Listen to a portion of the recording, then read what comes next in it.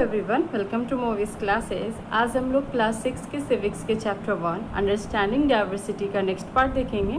हम लोगों ने पिछले वीडियो में लद्दाख और केरला को दोनों को कंपेयर किया था। हम लोगों ने उसके हिस्टोरिकल एंड जोग्राफिकल इन्फ्लुएंसेस को देखा था, जिसमें हम लोगों ने देखा था कि दोनों के जोग्राफिकल इन्फ्लुएंसेस तो अलग थे, दोनों के जो आपके ऑक्यूपेशंस वगैरह सारे अलग थे, बट जो हिस्टोरिकल इन्फ्लुएंसेस थे दोनों के लगभग सेम थे। दोनों के जो ट्रैवलर्स थे, दोनों जगह के जो ट्रेडर्स थे, बिजनेस जो करने के लिए आए थे पर्पस से, जो जिनके कारण बहुत सारे रिलीजन्स कम्युनिटी वहाँ प्रैक्टिस किए जाते हैं, इसी के कारण तो वो आपके क्या थे, लगभग क्या थे, हिस्टोरिकल दोनों के सेम थे। दोनों के आपके हम लोगों ने दोनों के डाइवर्सिटीज़ को देखा, दोनों के सिमिलैरिटीज़ को देखा। हम लोगों ने अच्छे से इस चैप्टर को रिलेटेड सारे आपका जो टॉपिक था सारा हम लोगों ने कवर किया कि कैसे हमारे कंट्री में बहुत सारी डाइवर्सिटीज़ है in the sense of their languages, dresses, cultures, traditions,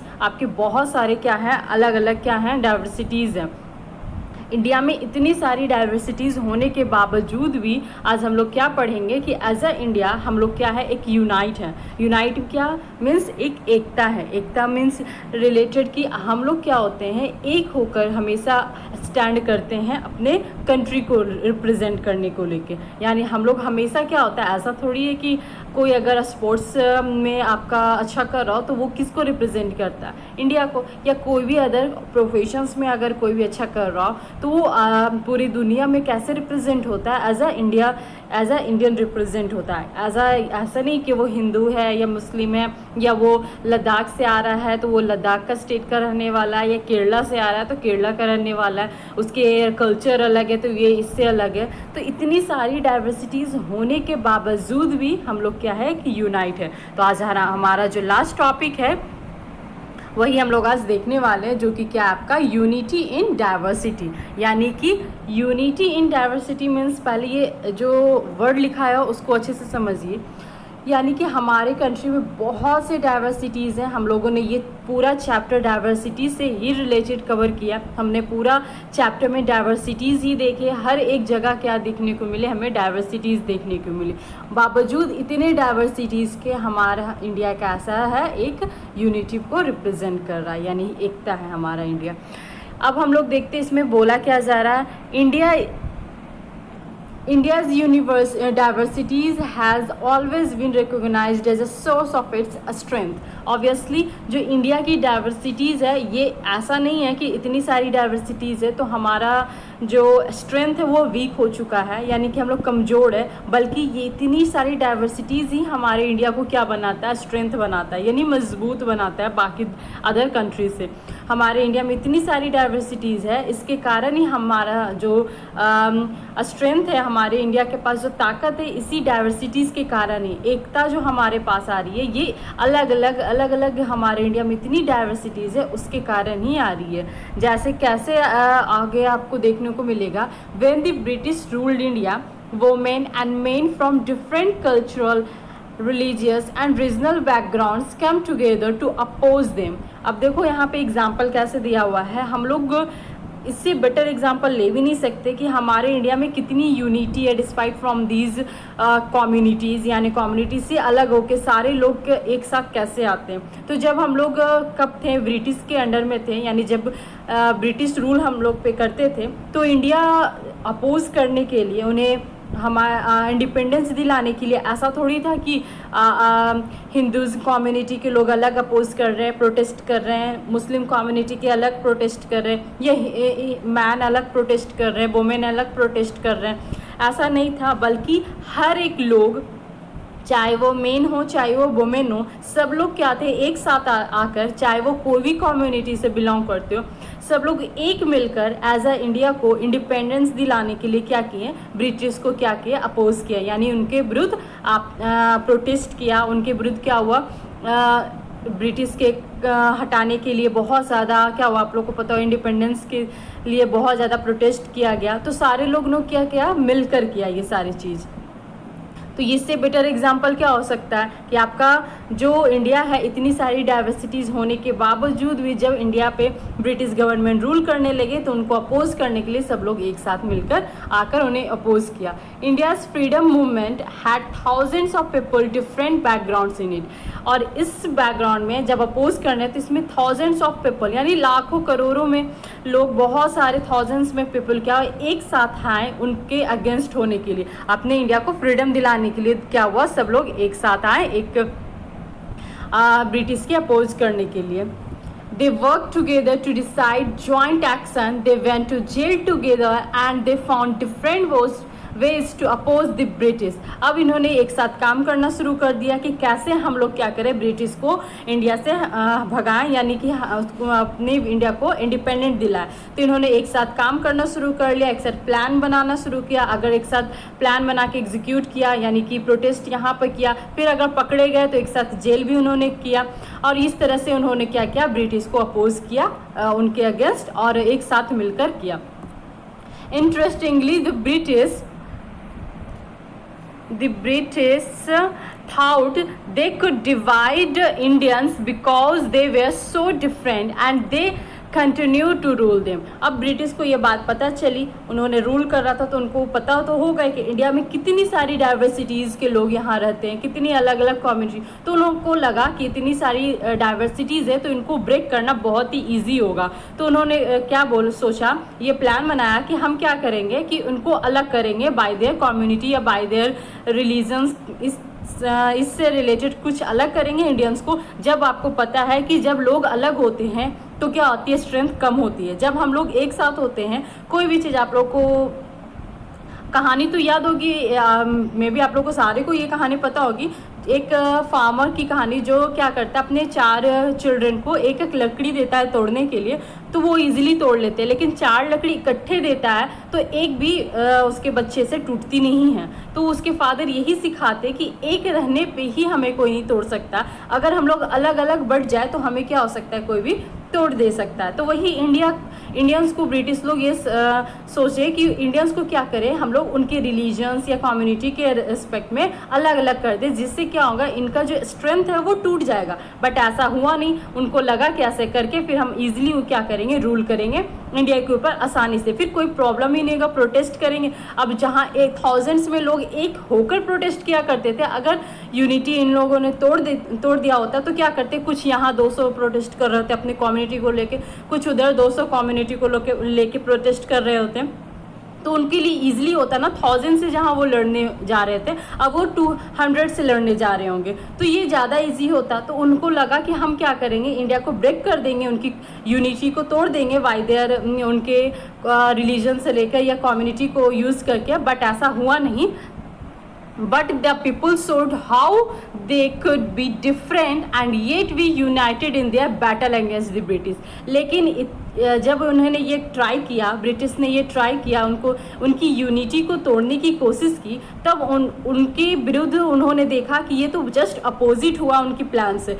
people ने क्या दिखाया, पीपल ने दिखाया उनकी एकता को दिखाया, उन्होंने ब्रिटिश की प्लान समझ ली और उनको उल्टा ही क्या दिखाया, एक होकर उनको अपोज करना और बढ़ा दिया, जिससे ब्रिटिश लोगों ने शॉक हो गया कि अचानक ऐसा, मतलब कि उनको लगा कि डाइवर्सिटीज़ इतनी सारी है, इतनी भिन्नता है लोगों में, उनके कल्चर्स अलग है, उनके ट्रेडिशंस अलग हैं, उनकी सोच में भी कभी कभी आपको दिखने को मिल जाता है कि अलग होते हैं। इसके बावजूद भी ब्रिटिश को लगा कि ईजिली होगा तोड़ना, बट इसके जस्ट हुआ अपोजिट। इंडिया लोगों ने बहुत ही अच्छे से काम किया, एक साथ उन्होंने इस प्लान को फेल कर दिया।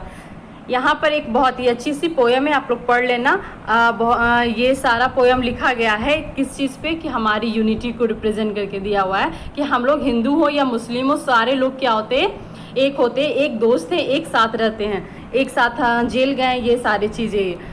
अब इस सॉन्ग के बारे में ही ये लिखा हुआ है कि दिस सॉन्ग वाज संग after the Jallianwala Bagh massacre in Amritsar in which British general opened fire on a large group of unarmed peaceful people, killing many and wounding even more. अब ये सॉन्ग कब लिखा गया था और किसके लिए लिखा गया था? ये सॉन्ग लिखा गया था आफ्टर जलियांवाला बाग हत्याकांड के बाद। यानी ये जलियांवाला बाग हत्याकांड के आप लोग पढ़े होंगे बचपन से, क्लास 5 या 6 में ही, क्लास 5 या हिंदी की बुक में शायद पढ़ने की थी, या अगर नहीं पता है तो मैं ये बता देती हूँ स्टोरी क्या है आपकी।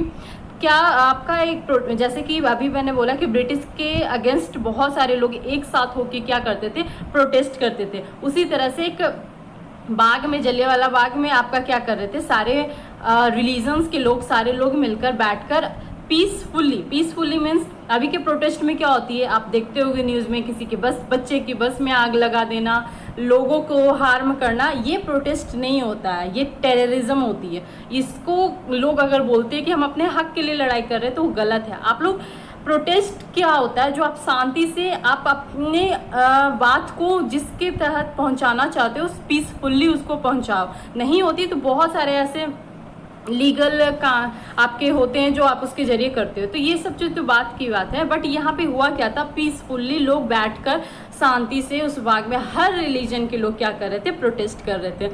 लेकिन इन जो ब्रिटिश गवर्नमेंट के लोग थे उन्होंने क्या किया, ऑर्डर दे दिया कि जितने भी लोग हैं उन पे गोलियां चला दो। अब बात यह थी कि वो जो पार्क में, जो वो बाग में बैठे हुए थे, उसका निकलने का रास्ता मात्र एक था, वो भी बहुत ही पतली सी गली थी, उसको उन्होंने क्या किया, ब्लॉक कर दिया। उसके बाद गोलियां चलाना शुरू कर दिया। अब थाउजेंड्स में लोग वहां बैठकर पीसफुली प्रोटेस्ट कर रहे थे, उसके बाद गोलियां लोग इधर से उधर भाग रहे थे, बट रास्ता था ही नहीं। एक रास्ता था जिसे भी उन लोगों ने क्या किया था, बंद कर दिया था। तो आफ्टर दिस मैस्केर, यानी ये हत्याकांड के बाद बहुत ही ज़्यादा, ये बहुत ही ब्रूटली हत्या होती, क्योंकि बहुत ही बेरहमी से लोगों पे गोलियां दनादन बरसा दिया गया था। तो इसके बाद ही ये सॉन्ग लिखा गया था, ये सारे लोगों के लिए जिन्होंने इस प्रोटेस्ट में अपनी जान गंवाई थी, जिसमें सारे पीपल थे, बच्चे थे, बूढ़े थे, मैन थे, वुमेन थे, इन सारे लोग थे। Even men and women, Hindu, Sikhs and Muslims, rich and poor had gather to protest the British. यहाँ पे ये भी नहीं था कि कोई पुअर पीपल है या रिच पीपल है। इंडिया को फ्रीडम दिलाने के लिए हर एक लोग, हर एक सेक्टर के लोग, हर एक कम्युनिटी के लोग, सब लोग आए थे, चाहे वो गरीब हो, अमीर हो, सिख हो, बूढ़े हो, बच्चे हो, कोई भी रिलीजन के हो, हिंदू हो, मुस्लिम हो, सारे लोग जो इंडियंस थे उन्होंने प्रोटेस्ट करने के लिए वहाँ आए थे। तो ये सारे लोग क्या हुए थे, मारे गए थे, सारे के सारे लोग क्या हो गए थे, मारे गए थे। इसलिए ये सॉन्ग को बनाया गया। This song was composed and sung by to honour the memory of those brave people. इसलिए इसे कंपोज किया गया और गाया गया किसके ऑनर में, तो ये ब्रेव पीपल के ऑनर में, जो वहाँ पर बैठ के जलियांवाला बाग मैस्केर में प्रोटेस्ट कर रहे थे। तो आपको समझ में आ गया होगा कि जलियांवाला बाग हत्याकांड क्या था, मैस्केर क्या थी, एंड ब्रिटिश लोग के अगेंस्ट में हम लोगों ने कैसे यूनिटी दिखाई, एक साथ मरे, लेकिन ये दिखा कर गए ब्रिटिश लोगों को कि हम लोग क्या थे, एकता थे। यानी ये नहीं देखते थे कि कौन गरीब है, कौन अमीर है। अब आप लोग को लगता नहीं कि अब का इंडिया बहुत ही ज़्यादा बदल चुका है, बट पहले कितना यूनिटी दिखाते थे लोग कि ना हिंदू करते थे, ना मुस्लिम, ना सिख, कौन है। लेकिन अब प्रोटेस्ट में क्या देखा जाता है, बेसिकली वो हिंदू है या मुस्लिम है या सिख है, बट ऐसा होना नहीं चाहिए। बट ये बात की बात है। बट आप में क्या है, अभी भी हमारा मोटो क्या होना चाहिए कि हमारा जो रिप्रेजेंटेशन है सारे पूरी दुनिया में, वो क्या होनी चाहिए, यूनिटी के साथ होनी चाहिए, जो कि भी है, अभी भी है, ऐसा नहीं है। चलिए आगे देखते हैं इसमें क्या है। Songs and symbols, songs and symbols that emerged during the freedom struggle serve as a constant reminder to of our country's rich tradition of respect for diversity. जो भी सॉन्ग्स है या कोई भी सिम्बल्स होता है वो हमें क्या दिखाती है, उस टाइम की फ्रीडम स्ट्रगल को दिखाती है। क्योंकि उस टाइम जो लोग फ्रीडम के लिए स्ट्रगल करते थे वो बहुत ही ज़्यादा क्या माना जाता था, देशभक्ति माना जाता था। ये ध्यान रिमाइंड किया जाता है कि कंट्री के लिए जो लोग थे वो बहुत ही क्या होते थे, एक साथ आ जाते थे विदाउट सोचे कि कौन से क्या आपकी कितनी अलग अलग एक दूसरे से हो, कितनी डाइवर्सिटीज़ है। Do you know the story of the Indian flag? It was used as a symbol of protest against the British by people else everywhere. अब यहाँ पे बोला गया कि जैसे एक सिंबल है हमारा फ्लैग है, वो क्या दिखाता है आपको, आप देखते होगे फ्लैग में ट्राई कलर्स होते हैं, सैफरन, वाइट एंड क्या होता है, ग्रीन। जिसमें आपको पता होगा सैफरन किस चीज़ को शो करता है, आपका ये हिंदुज़म को अगर रिलीजन के पर्पस से देखें तो इसकी भी स्टोरी अलग अलग है। तो रिलीजन के पर्पस तो वो दिखाता है आपका क्या, सैफरन हिंदुज़म को दिखाता है एंड ग्रीन आपका मुस्लिम कम्युनिटी को दिखाता है, एंड एक साथ मिलकर वो क्या होता है हमारा इंडिया के फ्लैग में है। तो इंडिया के फ्लैग में ही इतनी सारी डाइवर्सिटीज़ है और सारी डाइवर्सिटीज़ को मिलाकर क्या हुआ इंडियन फ्लैग बने। उसी तरह से आपको पता है कि सैफरन स्ट्रगल का सिंबल है, वाइट आपका पीस का सिंबल है, ग्रीन आपका जो हमारी हरियाली है इंडिया में इतनी वो सिंबल है। तो ये इतनी सारी डाइवर्सिटीज़ को हमारे फ्लैग में रिप्रेजेंट किया गया है ट्राई कलर फ्लैग में, जो कि ये दिखाता है। तो यही बोला गया कि एक ये स्टोरी है जो आपके फ्लैग कैसे बना और उस फ्लैग के पीछे कितने सारे मोटिव है, कितने सारे ऐसे चीज़ छुपे हुए हैं जो कि इंटेंशनली हम लोग को क्या करते हैं, मोटिवेट करते हैं कि हमारे कंट्री में इतनी सारी डाइवर्सिटीज़ होने के बावजूद भी हमारा इंडिया क्या है, यूनाइट है। हम लोग एक फ्लैग के जैसे क्या है, एक इंडिया बंधे हुए हैं एक साथ। तो ये सारे चीज़ थे। अब यहाँ पे बोला गया है कि एक In his book, The Discovery of India, Jawaharlal Nehru says that Indians' unity is not something imposed from the outside, but rather it was something deeper and within its fold.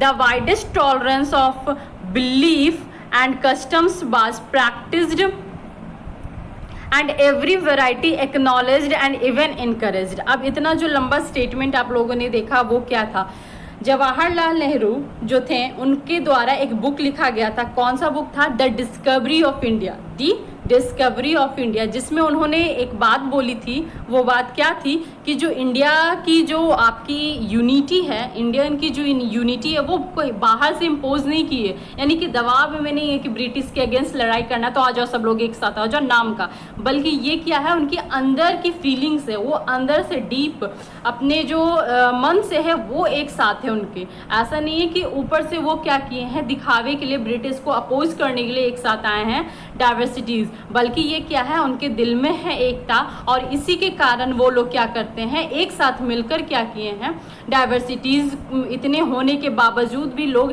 एक साथ होकर क्या किए, ब्रिटिश गवर्नमेंट के oppose किए। तो ये जवाहरलाल नेहरू के द्वारा लिखा गया था, और वो उन्होंने किस में लिखा था, अपनी एक बुक में लिखा था, जो कि उन बुक का क्या नाम था, डिस्कवरी ऑफ इंडिया। अब क्या बोला जा रहा है यहाँ पे, it was Nehru who coined the phrase unity and diversity to describe the country. अब जो ये हम टॉपिक पढ़ रहे हैं यूनिटी एंड डाइवर्सिटी, कितना अच्छा पॉइंट है, इतनी सारी डाइवर्सिटी होने के बावजूद भी हम लोग क्या है, यूनाइट है। तो ये जो फ्रेज है, ये जो सेंटेंस बना गया है, ये जो फ्रेज बनाया गया, ये भी किसके द्वारा क्वाइन किया गया, यानी एक साथ लाया गया था, तो ये पंडित जवाहरलाल नेहरू द्वारा ही आपका क्या गया, ये वर्ड बोले गया था, यानी यूनिटी इन डाइवर्सिटी।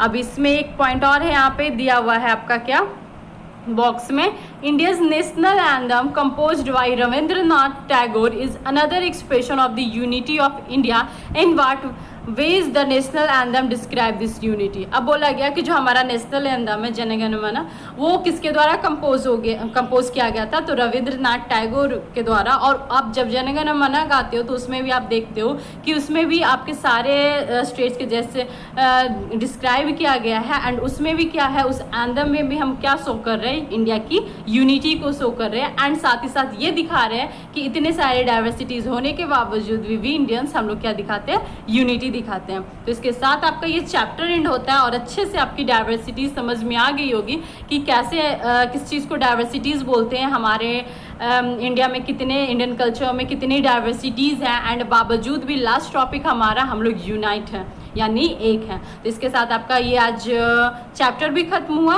एंड अच्छे से आपको ये चैप्टर समझ में भी आ गई होगी। तो नेक्स्ट वीडियो में नेक्स्ट चैप्टर से हम लोग मिलेंगे। तो bye, have a nice day.